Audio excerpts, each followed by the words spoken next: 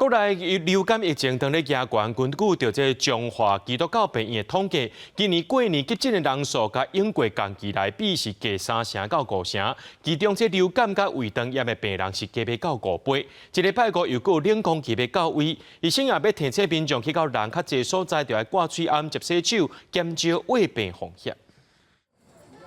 病院急诊室内底有不少等要看病民众，除了胃肠炎的病人以外，也有侪患着流感的民众。根据中华基督教病院的统计，今年过年的急诊人数甲过去比，加出3成至5成，医护人员无用气气。今年春节年假较长，气温偏低，人潮拥挤，因此本院类流感患者多达260几人次，比以往春节多3至5成。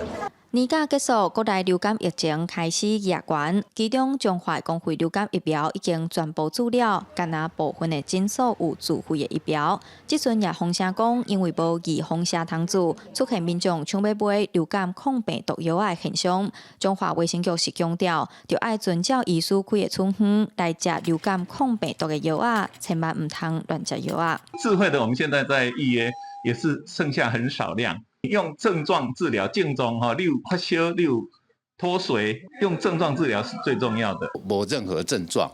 嘛无感染到的时阵，其实你无需要讲家己传这个克流感，而且克流感药嘛是一个医生处方的用药吼，一般药局是袂使家己买吼，你家己买这个药来食嘛，对这身体无好。卫生局表示，爱有流感的症头，食抗病毒药啊才有效，若无颠倒会出现抗药性。也若目前中华县65岁以上的时段，流感预防针的注射率有5成3。卫生局表示，已经有达到群体保护的效果。记者杨淑晴，中华报道。